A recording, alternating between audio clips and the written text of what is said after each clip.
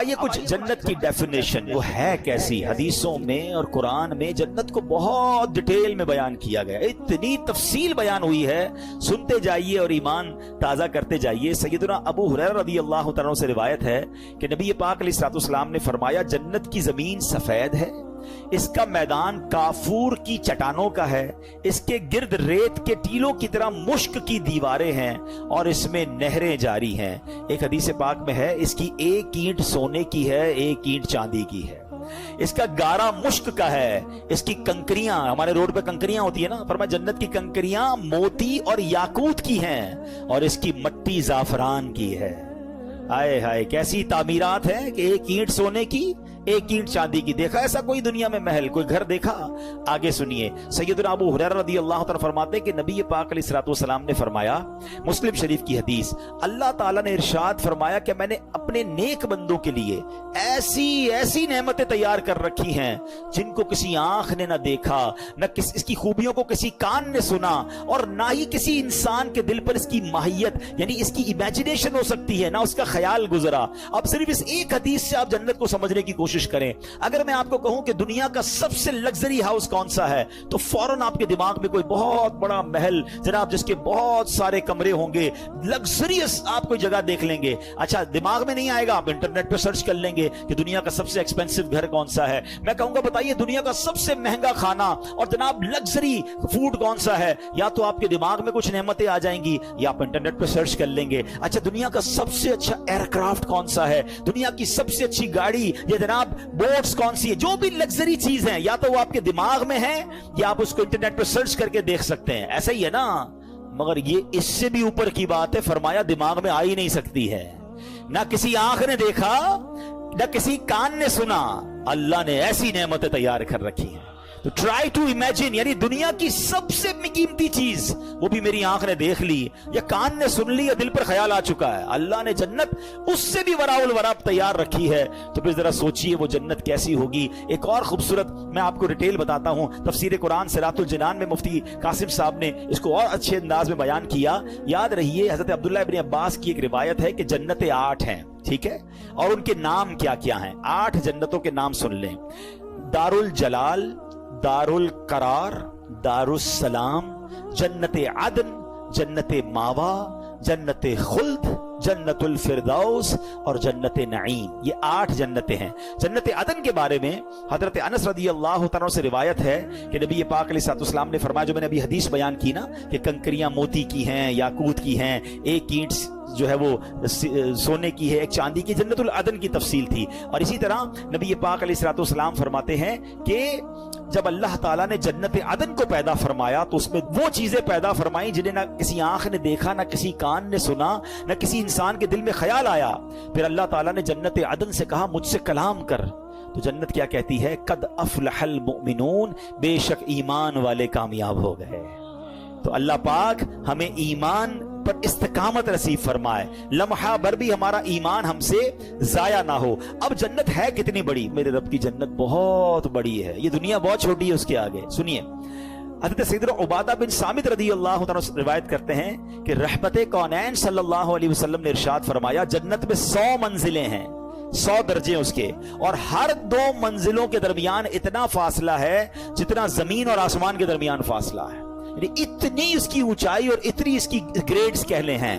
پھر فرمایا کہ اگر اس کے ایک درجے میں تمام جہانوں کے لوگ بھی جمع ہو جائیں تو وہ سب کو کافی ہو جائے گی، یعنی تمام جہانوں کی، صرف اس جہان کی بات نہیں ہو رہی، سارے جہانوں کے لوگ جمع ہو جائیں تو بھی جنت کا ایک درجہ سب کو کافی ہو جائے گا۔ اللہ نے اس کے 100 درجے بنائے ہیں۔ اچھا پھر سنیے، اب لباس کیسا ہوگا؟ لوگ یہاں پر بڑے مہنگے مہنگے لباس دے کر دل چھوٹا کر لیتے ہیں، برانڈڈ لوگ لباس پہنتے ہیں، میرے پاس نہیں ہے، دل چھوٹا نہ کیا کرو۔ میں آپ کو ایک اور خوبصورت کمپیریزن ابھی تھوڑی دیر بعد بتاؤں گا۔ جنت کا لباس کیسا ہے؟ قرآن کیا کہتا ہے؟ یحلون فیہا من اساور من ذہب ویلبسون ثیابا خضرا من سندس واستبرق۔ وہ اس میں سونے کے کنگن پہنائے جائیں گے اور سبز کپڑے قریب اور کنادیس کے پہنیں گے. اللہ اکبر, اتنے خوبصورت کپڑے ہوں گے. حضرت سیدنا کعب فرماتے ہیں کہ اگر اہل جنت کے کپڑوں میں سے ایک کپڑا آج پہن لیا جائے تو اس کی طرف سے دیکھنے والے کی نگاہ ختم ہو جائے گی, وہ چک لی جائے گی, اس کی نگاہ ہی باقی نہیں بچے گی. اتنا خوبصورت اور چمکدار وہ لباس ہوگا اور آج کے لوگوں کی بینائیاں اسے برداشت نہیں کر سکتی. ایسا لباس جنتیوں کو پہنایا جائے گا. اچھا, جنتیوں کی عمر کتنی ہوگی؟ کوئی بچہ بھی دنیا سے انتقال کر جاتا ہے, کوئی بوڑھا بھی انتقال کر جاتا ہے, مگر سنو, جنت میں سب کی عمریں 30 سال کی ہوں گی. جتنے جنتی ہوں گے سب 30 ایئرز کے ہوں گے. اور ایک اور خوبصورت بات یہ ہے کہ جنتی آپس میں جب ملیں گے نا تو ان میں آپس میں رشتہ دار بھی ہوں گے. کیسا منظر ہوگا جب انشاءاللہ جنت میں جائیں گے تو اپنے ماں باپ سے ملیں گے, اپنے دادا دادی سے ملیں گے, بچپن میں جن کو دیکھا ہی نہیں ان سے بھی اللہ نے چاہا, اللہ کرے انہیں بھی اللہ جنت نصیب کرے, ہمیں بھی نصیب کرے. وہ کیسی خوبصورت ملاقات ہوگی. اور سچی بات تو یہ ہے, عاشق رسول کی نگاہیں تو وہاں بھی نبی پاک کو تلاش کر رہی ہوں گی.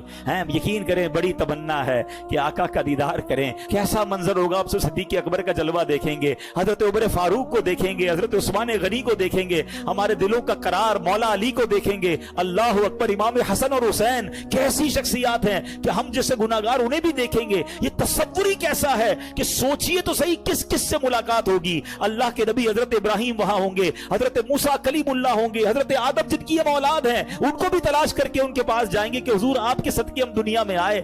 سوچ سوچ کے ہی بندے کا ایمان تازہ ہو رہا ہوتا ہے کہ کیسی ملاقات ہوگی, وہ میٹنگز کیسی ہوں گی, کدھر کدھر جائیں گے اور انشاءاللہ وہ نظارے دیکھیں گے. اور سبحان اللہ, آج کل لوگ بڑے فوڈ لور ہوتے ہیں. آؤ بتاتا ہوں جنت میں کھانا کیسا ہوگا. قرآن کہتا ہے وَفَاكِهَةٍ مِّمَّا يَتَخَيَّرُونَ وَلَحْمِ طَيْرٍ مِّمَّا يَشْتَهُونَ, اور میوے جو پسند کریں اور پرندوں کا گوشت جو چاہیں, یعنی جو چاہیں گے امیجن کریں گے اور وہ کھانا سامنے آ جائے گا. اچھا, کھانا تو آ جائے گا لیکن کمال دیکھو, آج آپ کو جو بھی دنیا کی اچھی چیز پسند ہے, کسی کو بریانی پسند ہے تو کسی کو جناب سالن پسند ہے, جو بھی آپ کو پسند ہے, جب بھی وہ آپ کے سامنے آتا ہے اور آپ کو بھوک بھی لگی ہے آپ دل سے کھاتے ہیں, مگر جیسے جیسے کھاتے جاتے ہیں نا ذائقہ کم ہوتا جاتا ہے کیونکہ پیٹ بھرتا جاتا ہے. اور اگر پیٹ بھر جائے تو آپ دوبارہ کوئی رکھ دے تو آپ کچھ بھی نہیں کھا سکتے آپ کہ میں نے کھانا کھا لیا ہے. مگر ایسا نہیں ہوگا. جنت میں کیا ہوگا سنو, آقا علیہ الصلوۃ والسلام فرماتے ہیں جنتیوں میں جو سب سے نچلے درجے کا جنتی ہوگا نا, لوئسٹ کیٹیگری کا ہے, فرمایا وہ جس کے ساتھ 10,000 خادم ہوں گے. اتنے سارے نوکر دیکھ کر پریشان ہو جاتے ہیں نا یار, ایک بندے کے اتنے امپلائیز ہیں. سب سے نچلے درجے کے جنتی کے 10,000 خادم ہوں گے اور ہر خادم کے ہاتھ میں 2 پیالے ہوں گے. ایک پیالہ سونے کا ہوگا, ایک چاندی کا ہوگا. ہر پیالے میں کھانے کی ایسی قسم ہوگی جو دوسرے میں نہیں ہوگی, یعنی everything is different than another one.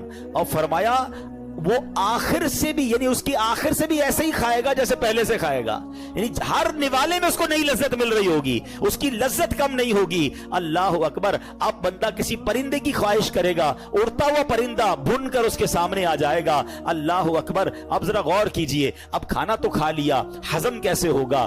آج کے دور میں تو ہمیں واش روم کی ضرورت پڑتی ہے, یہ بھی ایک پاکیزگی کے معاملات ہو جاتے ہیں, گندگی کے معاملات ہوتے ہیں. فرمایا جنت میں کوئی اس طرح کی حاجت نہیں ہوگی. ایک خوشبودار ڈکار آئے گی اور سارا کھانا ہضم ہو جائے گا.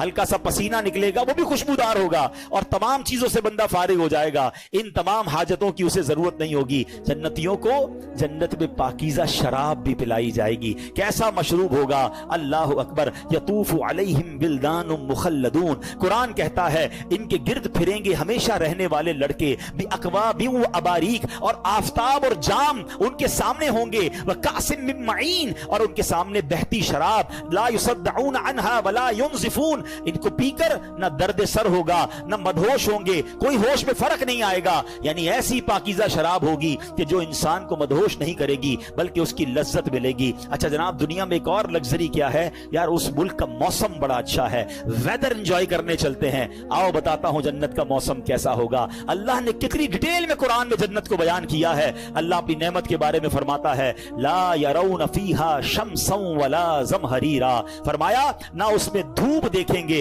نہ سخت سردی, یعنی جنت کا موسم بالکل خوبصورت. علماء کہتے ہیں جو صبح کو موسم ہوتا ہے یا شام کا جو موسم ہوتا ہے, ماڈریٹ کلائمیٹ جو ہوتا ہے, جنت کا موسم بھی ایسا ہوگا. جنت کے درخت کیسے ہوں گے؟ میرے آقا فرماتے جنت میں ہر درخت سونے کا ہے, ہر درخت کا تنا جو ہے وہ سونے کا ہے. اچھا پھل کیسے ہوں گے؟ और फल सर्व कैसे होंगे। अल्लाह अकबर। हजरत सैयदना बरा बिन आजिब रदी अल्लाह तआला अन्हु ने फरमाया कि अल्लाह अज़्ज़ व जल के फरमान वज़ुल्लिलत कुतूफुहा तज़लीला, और उसके गुच्छे झुकाकर नीचे कर दिए गए होंगे। उसकी तफसीर में फरमाते हैं कि अहले जन्नत जन्नत के फल बैठ के खा सकेंगे और लेट कर भी खा सकेंगे, यानी दरख्त उनके करीब आ जाएगा और वो बैठे बैठे दरख्त से फल तोड़कर फ्रेश फ्रूट्स जो हैं वो जन्नती खा सकेंगे। अल्लाह अकबर। अब आगे चलिए, जन्नत में एक और अल्लाह की नेमत, वो जन्नत की हूरें हैं जो अल्लाह ने नेक बंदों के लिए तैयार कर रखी हैं। सैयदना साद बिन अबी वक्कास से रिवायत है, तिरमिजी की हदीस है, अल्लाह के हबीब अलैहिस्सलातु वस्सलाम ने फरमाया अगर जन्नतियों में से कोई शख्स दुनिया की तरफ झांके और उसके कंगन जाहिर हो जाएं तो उसकी रोशनी सूरज की रोशनी को मिटा दे जैसे कि सितारों की रोशनी को सूरज मिटा देता है। और फरमाया बेशक हूरों में से हर हूर की पिंडली की सफेदी 70 हुल्लों के बाहर से नजर आती है, बल्कि उसकी पिंडली का मगज तक नजर आता है। आका फरमाते हैं कि अगर उनमें से कोई धागा डालो फिर उसे बंद कर दो फिर भी उसके बाहर से तुम्हें वो धागा नजर आएगा। तो सुभान अल्लाह, अल्लाह ने ऐसी जो पाकीज़ा हूरें हैं वो जन्नतियों के लिए तैयार कर रखी हैं। तो ऐ मेरे प्यारे इस्लामी भाइयों, ये मैंने बहुत फास्ट जिसको कहें कि मैंने उस आपको डिटेल कुछ बताई है। 72 हूरें सबसे कम दर्जे वाले जन्नती को मिलेंगी, 10,000 के करीब खादिम उसके लिए होंगे। अब इन तमाम चीजों में मैं एक और कंपैरिजन पेश करने चाहता हूं, फिर चलेंगे वो तरीका क्या है कि जन्नत गारंटीड हो जाए, जन्नत की 2 चाबियां क्या हैं उसकी तरफ फिर मैं आऊंगा। लेकिन एक बड़ी खूबसूरत कंपैरिजन आपको बताना चाहता हूं। दुनिया में हमें कुछ चीजों से रोका गया है, ठीक है ना। मर्द को कहा है जेवर नहीं पहनने, मर्द को जेवर अलाउ नहीं है, सोने के चांदी के जेवर, एक अंगूठी और उसकी तफसील है, उसके अलावा कुछ भी नहीं पहन सकता। ओके, मर्द को कहा गया है हराम मत कमाना है, हराम रोजी के करीब मत जाना, और उसके जरिए बेशक तुम्हें अच्छे कपड़े ना मिल सके, बेशक बड़ी रिहाइश ना मिल सके, हराम औरत के करीब मत जाना, बदकारी के करीब मत जाना, ठीक है। इन चीजों से रोका गया, शराब पीने से रोका गया। आप मजे की बात देखें, मुझे और आपको दुनिया में जिस जिस चीज से रोका गया ना उसका बेहतरीन ऑल्टरनेट जन्नत में रब ने तैयार कर रखा है। शराब से रोका, ये गंदी शराब ना पियो, ये जहन्नम में ले जाएगी। सबर कर लो, अल्लाह ने जन्नतियों के लिए पाकीज़ा शराब तैयार कर रखी है। बेपर्दा बेहया और तुम्हारी गैर महरम औरतों के करीब भी मत जाओ।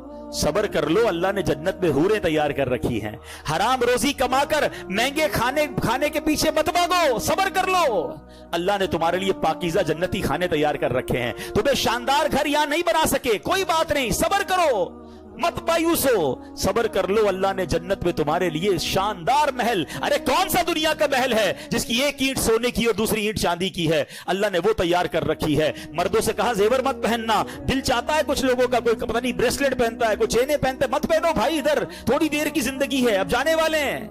मगर वहां जाएंगे, अल्लाह ने जन्नतियों के लिए जन्नती जेवर तैयार कर रखे हैं। ईच एंड एवरीथिंग, जिस चीज से हमें दुनिया में रोका है उसका शानदार अजीब व शान नेमुल बदल जो है जन्नत में तैयार कर रखा है। अब आपकी मर्जी है, 50 60 70 साल की जिंदगी में इधर मजे लेने हैं, मजे फिर भी नहीं मिलते, लेकिन अगर फिर भी लेने हैं, या वो खत्म ना होने वाली जो जिंदगी है जिसपे रब के वादे हैं, वो नेमतें तुम्हारा इंतजार कर रही हैं, तो अक्लमंद वो है जो शॉर्ट टर्म थोड़ी देर का पेन लेता है और लॉन्ग टर्म गेन हासिल करता है। अल्लाह करे ये बात समझ आ जाए कि दुनिया मेरा इम्तिहान है, दुनिया मेरा टेस्ट है, और डेस्टिनी और मेरा जो डेजिग्नेशन है, मेरा जो डेस्टिनेशन है, मेरी जो मंजिल है वो मेरी जन्नत है, तो मुझे उसकी तैयारी करनी है। अल्लाह करे इस दुनिया में आकर हम ये समझ जाएं कि शैतान आएगा आपकी तरफ बढ़कर, कभी पैसों की सूरत में आएगा, कभी लग्जरीज की सूरत में आएगा, कभी अय्याशी की सूरत में आएगा, कभी हराम की सूरत में चीजें लेकर आएगा। अब आपने उधर डिसीजन लेना है कि मुझे दुनिया के हराम की तरफ जाना है, ये जन्नत की नेमतों की तरफ जाना है।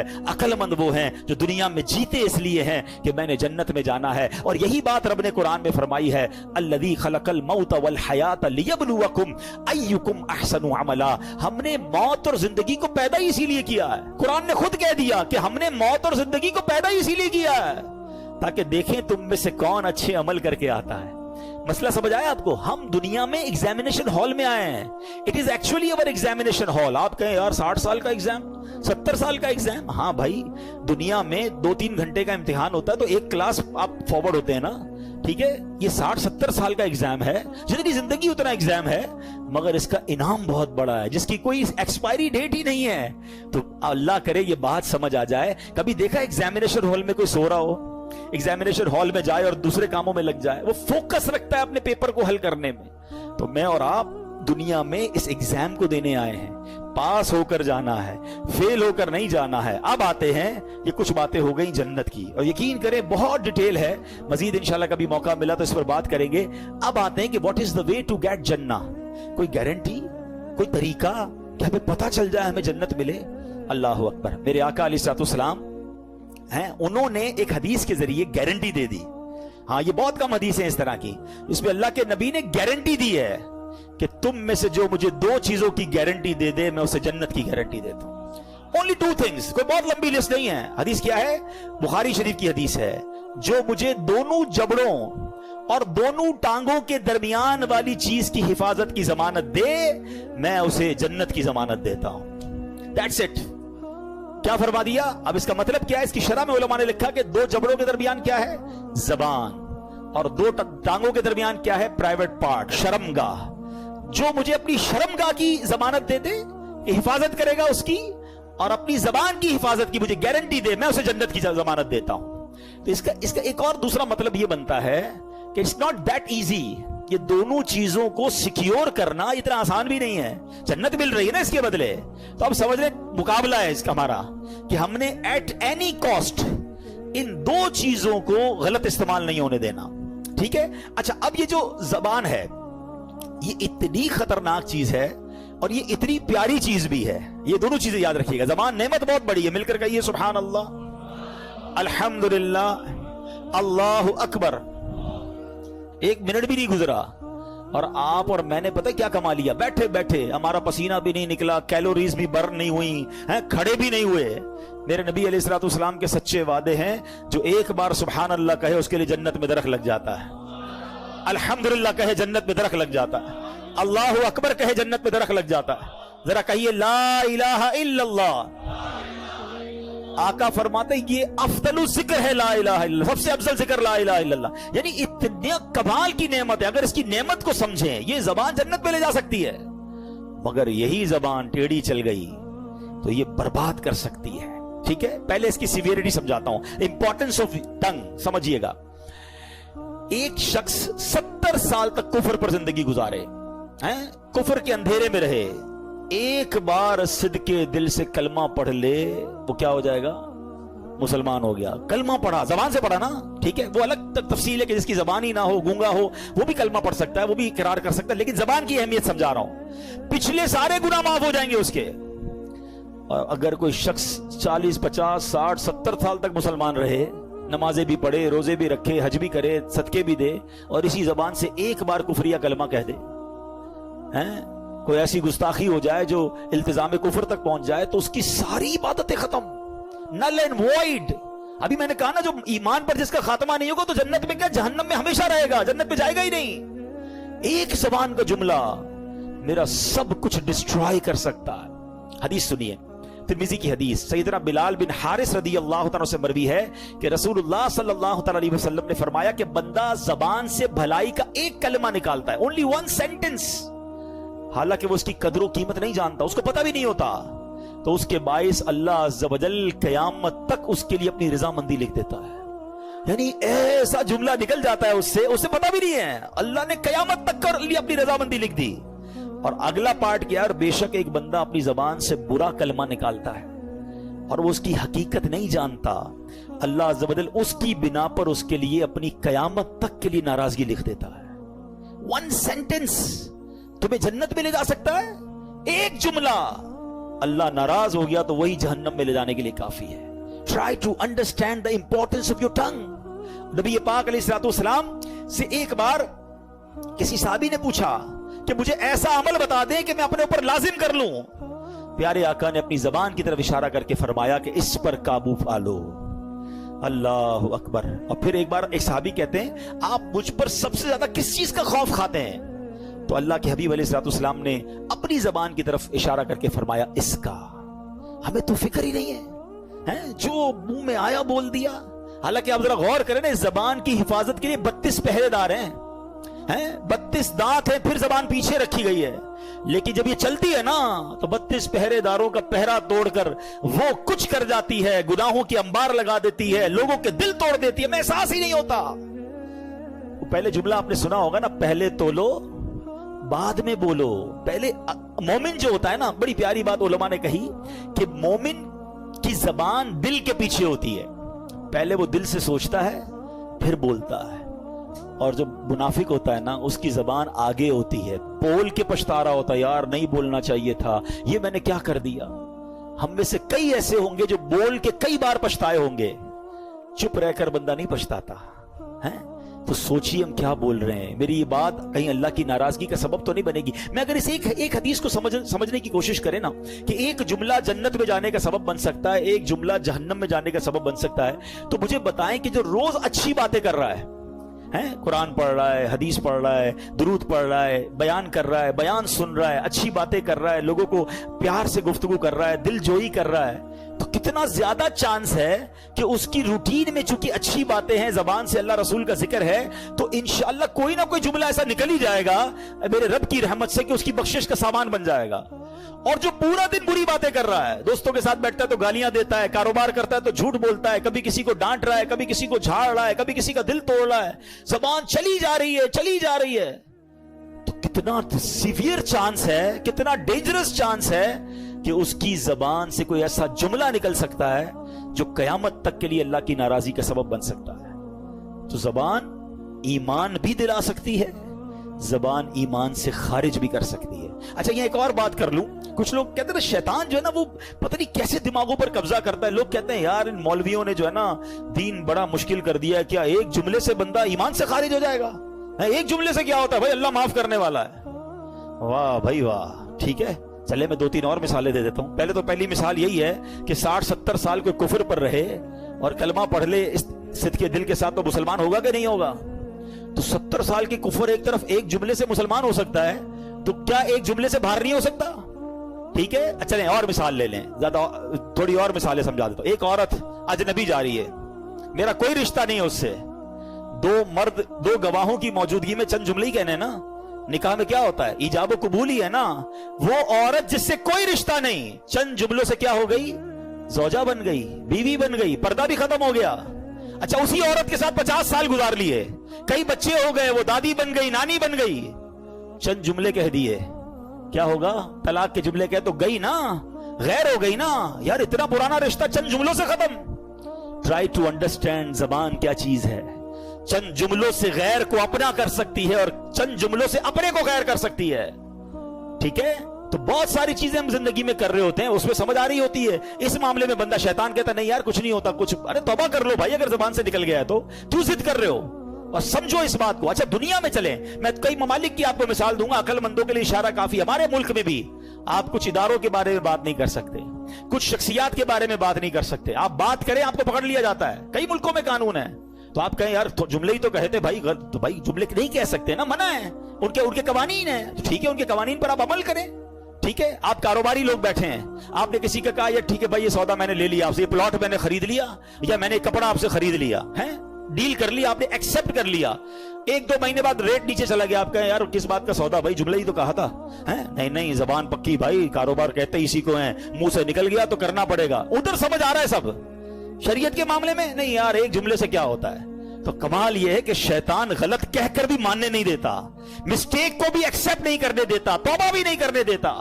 تو شریعت کے قوانین کو سمجھیں. جب دنیا میں ہم ایک جملے کی اہمیت کو سمجھتے ہیں اور وہاں نہیں سمجھتے, تو یہ بات ہمیں سمجھنی ہوگی, اور زبان کی امپورٹنس اور اس کی اہمیت کو سمجھیے. اب زبان سے ہونے والے گناہ سب پتہ ہے ہمیں, مطلب میں کوئی ایسی نئی بات نہیں کرنے آیا, میں تو صرف انڈیکیٹ کرنے آیا کہ سمجھو یہ 2 چیزوں کی گارنٹی دینی ہے, ان 2 چیزوں کو سیکیور کرنا ہے. گناہ کیا کرتے ہیں, جھوٹ بولتے ہیں, اور جھوٹ کتنا بڑا گناہ ہے. اللہ کے حبیب علیہ الصلوۃ والسلام فرماتے ہیں, حدیث پاک کا مضمون ہے, بندہ جب جھوٹ بولتا ہے تو اس کے منہ سے ایسی بدبو نکلتی ہے کہ فرشتہ 1 میل دور ہو جاتا ہے. پتہ نہیں جھوٹ بول بول کے کتنے رحمت کے فرشتے دور کر دیے ہم نے. پھر کہتے ہیں گھر میں برکت نہیں ہے, دکان میں برکت نہیں ہے. ارے بھائی جھوٹ تو ختم کرو. حدیث پاک فرمایا جھوٹ انسان کو رسوا کر دیتا ہے اور چغلی عذاب قبر کا سبب بنتی ہے. میں ایک اور آپ کو بات بتاؤں, جھوٹ اتنی خطرناک چیز ہے, جن لوگوں کی بہت زیادہ جھوٹ بولنے کی عادت ہے نا, جھوٹا مضطرب رہتا ہے, کنفیوز, آلویز ان ٹینشن. وجہ پتہ کیا ہوتی ہے, وہ جھوٹ بول بول کے اتنا جھوٹ بول دیا ہوتا ہے کہ وہ اپنا جھوٹ سنبھال رہا ہوتا ہے. اور نوکری والے جس طرح جھوٹ بول رہے ہوتے ہیں, بھائی کیوں جناب 2 دن چھٹی کی, وہ नानी बीमार थी, अच्छा फिर 3 दिन छुट्टी की, अब क्यों नहीं है, वो नानी का इंतकाल हो गया। अब सारी जिंदगी याद रखना है कि ऑफिस में नानी मर चुकी है, अब दोबारा बीमार नहीं हो सकती नानी। झूठ बोला ना, फाइल संभालो, हैं किधर रहते हो भाई, अच्छा रहता बेचारा गार्डन में है या लियारी में है, अब दोस्तों में शेख ही बिगाड़ नहीं है, मैं डिफेंस में रहता हूं। अच्छा काम क्या करते हो, पता चला वो मोटरसाइकिल चलाता है, तो कहता नहीं मेरी तो जनाब दुकान है मेरी।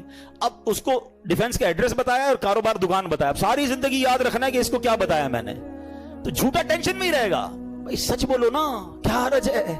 आप नींद में भी कोई उठा के पूछेगा कहां रहते हो, आप प्रॉपर एड्रेस बताओगे, क्या काम करते हो सही बताओगे। जब सच बोलोगे, रिवायतों में आता है सच्चे के चेहरे पे नूर होता है, सच्चा रिलैक्स होता है, उसको कोई टेंशन नहीं होती। झूठ बोलने वाला मुस्तरिब रहता है, टेंशन में रहता है। आप देख लें, नबी पाक अलैहिस्सलाम जब कुफार को तबलीग फरमाते थे ना, तो लोग पता है क्या कहते थे, ऐसा चेहरा झूठे का चेहरा नहीं हो सकता। हमें ये नहीं पता आप क्या कह रहे हैं, मगर चेहरा बता रहा है कि ये सच बात है, जो आप कह रहे हैं वो सच्चे कलमा पढ़कर मुसलमान हो जाते थे। सच्चे का चेहरा ही अलग होता है। अल्लाह करे कि ये बात हम सीखें। अच्छा हम अनडेलिबरेटली अपने बच्चों को झूठ सिखाते हैं। क्या सिखाते हैं, घर पे फोन आया, बेटा कह दो अब्बू नहीं है, अरे अब्बू ही कह रहे हैं अब्बू नहीं है, अब्बू सो रहे हैं, अब्बू जाग रहे हैं, कह रहे सो रहे हैं। अच्छा बच्चे को हम ये तो कह रहे हैं कि वो अब्बू के सामने झूठ बोल रहा है, लेकिन पता है क्या होता है, इसका नुकसान अब्बू को ही आगे जाके होता है। जब वही बच्चा बड़ा हो जाता है ना, फिर अब्बू को घुमा रहा होता है, नहीं अब्बू मैं उधर नहीं गया था, मैं तो दोस्तों में था, तो मैं तो उधर था। आपने शुरू से इसकी ट्रेनिंग की है झूठ बोलने की। बचपन से सिखाएं कि बेटा किसी हाल में झूठ नहीं बोलना है। भूल गए गौसे आजम का वाकया था, माँ ने क्या कहा था, झूठ मत बोलना, डाकुओं से बच गए ना। तो ये समझना है कि सच बोलना है। फिर इसी जबान से गीबत करते हैं, ये मुसलमान भाई का गोश्त खाने के मुतरादिफ है। अच्छा गीबत का माना ही लोगों को नहीं पता है। हाँ चलो आज गीबत का माना भी बता देता हूं, क्योंकि जिसको कहो ना यार आप गीबत करते हैं, तो कहता है भाई मैं सच तो बोल रहा हूं, मैं तो इसके मुंह पे भी कह सकता हूं, मैं कौन सा झूठ बोल रहा हूं। तो पहले आज ये समझ लें कि गीबत होती ही सच है, झूठ नहीं होती है। हाँ ये वो सच है जो हराम है, ये भी समझ लें आप, हर सच बोलने वाला नहीं होता है। अब आप कहेंगे अभी थोड़ी देर पहले मौलाना साहब कह रहे थे सच बोलना और ये सच हराम है। हाँ तो ये तो बात है, इल्म दीन से दूरी इतनी है कि पता ही कुछ नहीं है। अब सुनिए, नबी पाक अलैहिस्सलाम ने खुद बताया, तुम्हें मालूम है गीबत क्या चीज है। आका अलैहिस्सलाम खुद सवाल कर रहे हैं, लोगों ने अर्ज की अल्लाह और उसका रसूल इसका बेहतर इल्म जानते हैं। इरशाद फरमाया गीबत यह है कि तुम अपने भाई के बारे में ऐसी बात कहो कि जो उसे बुरी लगे। किसी ने अर्ज की कि अगर वो बुराई मेरे भाई में मौजूद हो तो फिर भी गीबत है। तो फरमाया हाँ जो कुछ तुम कहते हो वो मौजूद है जब भी तो गीबत है, और अगर तुम ऐसी बात कहो जो उसमें मौजूद नहीं तो ये बुहतान है, ये उससे भी बड़ा गुनाह हो गया। मिसाल के तौर पे कोई शख्स बेचारे का रंग सियाह है, काला है, यार कद छोटा है बाज़-ओ-कत हेल्दी होते हैं, कह यार ये उसके पीछे कह रहे हैं, पीठ पीछे कहते हैं कि यार वो लंबू नहीं है, वो छोटे कद वाला नहीं है, वो जो काला है वो नहीं है, काना जो नहीं है, उसकी गाड़ी बड़ी खराब है। यानी कोई भी ऐसी बात आप करें जो उसके सामने कहें तो उसे बुरी लगे, उसकी बुराई बयान करने के लिए कोई भी बात करें, ये गीबत है। तो बंदा कहे आप क्यों कह रहे, भाई वो सच तो कह रहा हूं, ये सच कहने की आपको इजाजत नहीं है जो उसको बुरी लगे। अच्छा लोग कहते हैं कि वो उसमें है, अरे भाई उसमें है जब भी गीबत है, अगर नहीं तो फिर तो बहुतान है, वो इससे भी बड़ा गुनाह है। और लोग कहते हैं मैं सामने मुंह पे कह सकता हूं, भाई मुंह पे कहोगे तो दिल आजारी होगी और गुनाह मिलेगा। आप किसी मुसलमान की बुराई नहीं कर सकते। Look at beauty of Islam, always talk positive about each other. इस्लाम कितना प्यारा मजहब है, कहता है अगर बंदा भाई सामने है तब भी बुराई बयान ना करो, नहीं है तब भी बुराई बयान ना करो। बड़ी प्यारी बात उलमा कहते हैं, गीबत से बचने का जो फॉर्मूला है ना, ये फॉर्मूला समझिएगा। हम दो बंदे बात कर रहे हैं, जब भी मिले ना, 2-3 दोस्त बैठे हों, आपस में एक दूसरे की बात करें, अगले की बात ही ना करें जो नहीं है, तो आप गीबत से बच जाएंगे। और जब भी किसी एब्सेंट बंदे की बात करें ना, तो आपको अलार्म बच जाना चाहिए, यार पॉजिटिव बात हो रही है, नेगेटिव है तो आप छोड़ दें, नहीं भाई मैं नहीं सुनूंगा, है ये बात मत करो, ये गीबत है। आप जब, लेकिन यहां तो बड़ा मजा आता है, अपने दोस्तों में कोई बैठा है, जैसे ही खड़ा होके गया, यार दिमाग की दही कर रहा था यार, बोर करता है यार, इसको नहीं बुलाया कर यार, वो उठ कर गया और तुम्हारा गीबत का मीटर शुरू हो गया। और गीबत एक्चुअली पता है कैसा अजीब गुनाह है कि बंदा अपनी नेकियां किसी के अकाउंट में ट्रांसफर कर रहा है। यानी कमाल देखो, रोजा मैंने रखा, तरावी मैंने पढ़ी, शबे कदर में आकर बयान हमने सुना, 2-1.5 घंटे बैठकर सलातुत तस्बीह पढ़ी, और अभी बाहर निकलकर खड़े होकर 2 आदमी ने देखा नहीं आया ना इज्तिमा में, है अभी ये भी होगा। शैतान हमारी आदत है, बुलाया था इसको कहीं और दावत पे बुलाते, शहरी में आ जाता, नहीं आया इज्तिमा में, बस इसकी आदत ही ऐसी है। जितनी नेकियां कमाई थी ना, वो जो नहीं आया उसको घर बैठे आपकी नेकियां ट्रांसफर हो गई फ्री में। कमाल है यार, ये कितनी बड़ी बेवकूफी है, ये कितनी बुरी आदत है कि मैं अपनी नेकियां, पहले तो नेकियां करूं اور پھر नेकियां सारी की सारी वहां ट्रांसफर कर दूं। मैं तो कहता हूं अल्लाह करे कोई ऐसा फार्मूला बन जाता, जो हो तो नहीं सकता, मैं अजम्पशन दे रहा हूं कि मजा ये आता कि इधर मैं गीबत करता, इधर 5,000 मेरे अकाउंट से ऑनलाइन उसके अकाउंट में ट्रांसफर हो जाते, फिर मैं देखता कौन गीबत करता है। ओ हो अरे 5,000 अली ना आइंदा नहीं करनी गीबत मांगे कोई जी है। इधर नेकियां जा रही ना, उसकी अहमियत नहीं पता। पैसे ट्रांसफर होना शुरू हो जाए ना, हम एक बंदा कोई गीबत नहीं करेगा अपना, या तो अकाउंट खाली कर देगा। अच्छा मैं एक और अजीब बात बताऊं, गीबत हमेशा बंदा उसकी करता है जो अच्छा नहीं लग रहा। ऐसा ही है ना, पसंद नहीं है तभी तो गीबत कर रहे हो आप उसकी, पसंद भी नहीं है और नेकियां भी भेज रहा हूं।